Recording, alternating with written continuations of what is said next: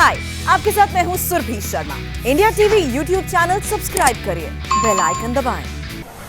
देवेंद्र फडणवीस महाराष्ट्र के पूर्व मुख्यमंत्री प्रेस कॉन्फ्रेंस कर रहे थे और उन्होंने बहुत विस्फोटक बातें कही हैं। उनका सबसे बड़ा सवाल तो यह है कि आखिर इस सचिन वाजे का पॉलिटिकल मास्टर कौन है, इसके पॉलिटिकल हैंडलर्स कौन है। उनका कहना है कि वो लोग सरकार के अंदर बैठे हुए हैं, ये सचिन वाजे हों या कमिश्नर जिनको हटाया गया परमबीर सिंह, ये बहुत छोटे लोग हैं। बहुत बड़े बड़े किरदार अभी इस पूरे रैकेट के सामने आना बाकी है। नारायण राणे साहब बीजेपी के सांसद हैं, इस वक्त हमारे साथ जुड़ रहे हैं। राणे साहब, आपका स्वागत है इंडिया टीवी पर। क्या आप मुझे सुन पा रहे हैं? सुनाई दे रहे हैं मगर प्रॉपर आवाज नहीं आ रहा है। मैं बोलो जी सर, हम उसको डिस्टर्ब बना रहे हैं। मैं उसको ठीक करवाता हूं। मैं कोशिश कर रहा हूं मेरा सवाल अगर आप तक पहुंच जाए तो। अभी फडणवीस साहब ने किसी का नाम तो नहीं लिया, लेकिन उन्होंने ये बोला कि ये वाजे और परमबीर सिंह कमिश्नर ये बड़े छोटे लोग हैं, ये पता लगाना पड़ेगा कि सरकार में वो कौन है जो हैंडल करता था वाजे को। आप इस आरोप से सहमत हैं? ठीक है।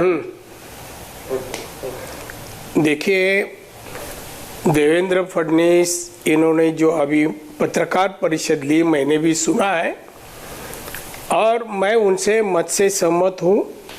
मुझे ऐसा कहना है कि वाजे निलंबित था।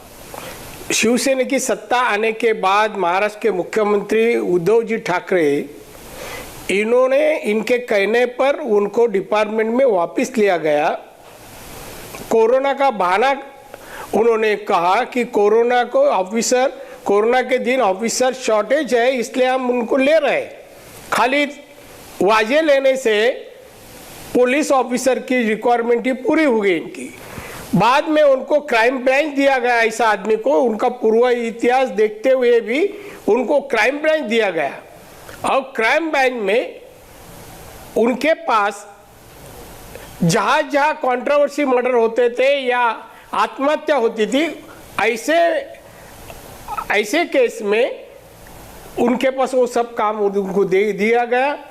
सुशांत सिंह हो, दिशा सालियान हो, ऐसे सब जगह, या मनसुख हिरेन हो, ये सब के केसेस का जांच पूरा करने के लिए सचिन वाजे ही एक उनके पास ऑफिसर था। तो ये सब पोस्टिंग उन्होंने किया। उनको मुंबई पुलिस से सपोर्ट काफी मिला नहीं, उन्होंने ही पोस्टिंग किया मुंबई पुलिस ने। तो मैं समझता हूँ इसका जिम्मेदार सचिन वाजे जितना है, मुंबई पुलिस आयुक्त जितना है, उतना ही जिम्मेदार महाराष्ट्र का मुख्यमंत्री है कि जिन्होंने वाजे को पुलिस डिपार्टमेंट लिया, प्रॉपर जगह क्राइम में उनको उधर डाला और उनके पास काफी केसेस का अधिकार दिया। तो मैं समझता हूं इसकी जिम्मेदारी महाराष्ट्र के मुख्यमंत्री आते तो पहला इस्तीफा मुख्यमंत्री उद्धव ठाकरे ने देना चाहिए, ऐसा मेरा मत है। आप सीधे सीधे उद्धव ठाकरे को इस पूरे मामले में जिम्मेदार बताते हुए उनके इस्तीफे की मांग कर रहे हैं। राणे साहब, आपने महाराष्ट्र में सरकार चलाई है, आप मुख्यमंत्री भी रहे, आप मंत्री भी रहे।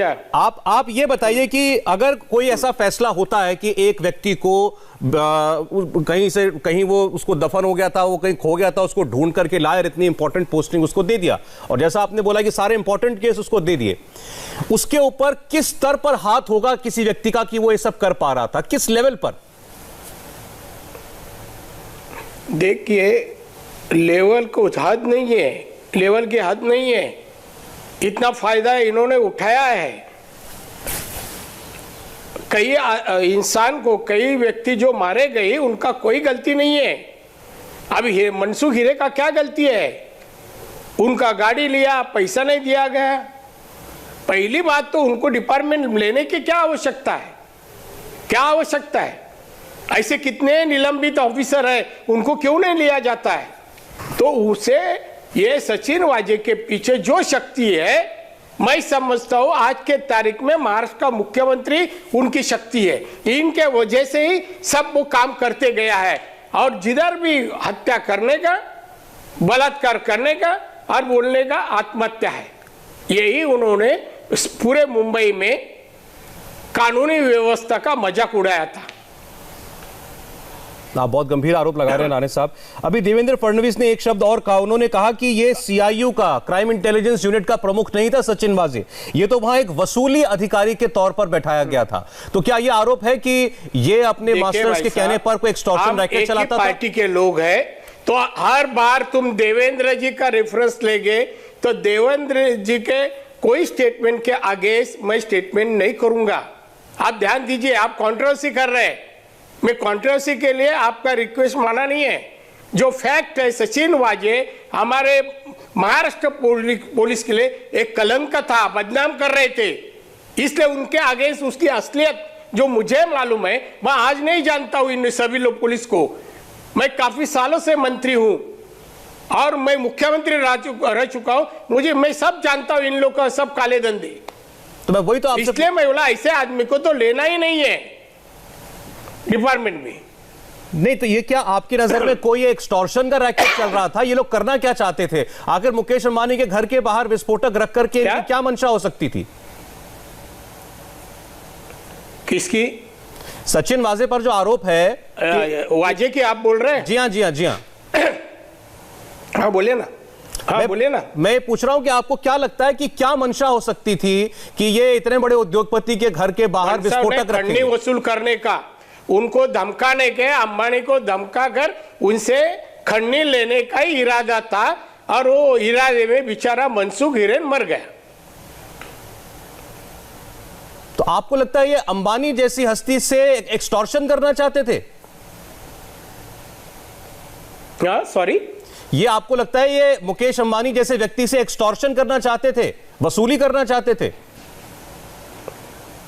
नहीं, देखो इनके दिल में कुछ भी हो, ये सब बात अंबानी जी को कितना जानकारी है मुझे मालूम नहीं है।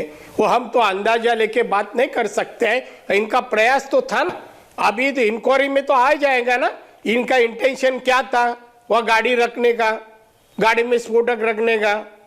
और इनके लिए इतना ही नहीं है, इसके पहले भी बातचीत धमकी देने का काम शुरू था।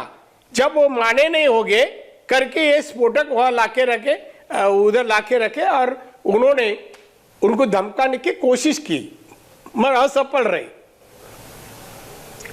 सर ये सब काम अब ये वाजे के लेवल का व्यक्ति अकेला तो कर नहीं सकता, जरूर इसमें कोई बहुत ऊपर की ताकतें इन्वॉल्व होंगी।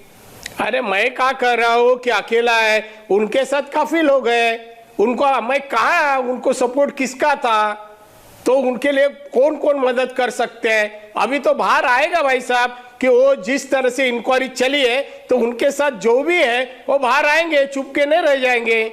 अभी वाजे को सब डिटेल में कहना पड़ेगा, एनआईए के अंडर है ना वो, उनको कहना पड़ेगा अभी। सर ये बताइए कि आपका जो अनुभव है प्रशासन का, अगर किसी व्यक्ति की, ऐसे व्यक्ति की बहाली करनी होती है तो ये किस स्तर पर की जाती है? कौन इसके निर्देश दे सकता है? क्या ये कोई पुलिस कमिश्नर? अरे हमारे कार्यकाल में किसकी हिम्मत नहीं थी और मेरे कार्यकाल में मैं डिसीजन लेता था, किसका ओपिनियन की आवश्यकता नहीं थी ऐसे लोग के खिलाफ कार्रवाई करने में। मेरे सामने ऐसे काले धंधे करने वाले सब महाराष्ट्र से बाहर भाग गए थे, कोई बचा नहीं उधर था। और मेरे कार्यकाल में ऐसा सचिन वाजे हिम्मत ही नहीं करता था।